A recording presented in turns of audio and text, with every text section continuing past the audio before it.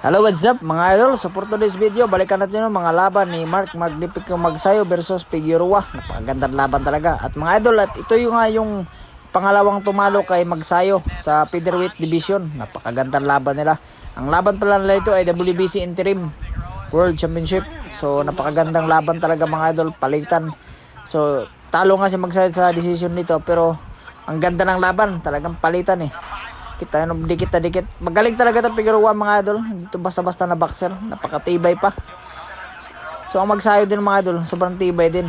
Hindi na papagod din yan mga idol. Dami nagsasabi, si Magsayo kulang na sa stamina. Pero nung lumaban siya ng mga mabibigat na laban na, nag-improve naman yung stamina. Sa ngayon makikita naman natin kung gano'n siya katibay ngayon. Kita yun naman palitan. Nakapagod yan kalaban yung mga ganyang style of fighter na hindi umaalis sa harapan. Tuloy-tuloy lang yung suntok. Talaga yan yung pinaka-delikado sa lahat eh. Magsayo mga idol, may lakas talaga yan. Kita nyo naman yung braso niya, no? Ang lalaki. Pero talagang dito nakita natin sa galaw ni Magsayo na piga na siya sa featherweight division sa 126 pounds. Piga na kasi dyan mga idol. Yan ay pangalawang talo niya sa featherweight division mga idol. Kaya after ng laban na yan, umakyat na siya sa 130. Napakaganda ng laban nila.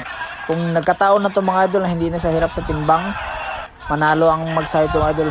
Kaya ganun talaga ang boxing mga ka-idol. So sa ibang banda naman mga ka-idol, ito nga pala yung unang tumalo kay Mark Magnifico Magsayo, si Ray Vargas. Napakagaling itong boxer. Marami na rin Pilipino na nakalaban nito mga idol sa mga Ilorde Boys dati, sila Sylvester Lopez at si Berhel Lebran, mga kadating kasamahan namin sa gym. At ito talaga veterano din.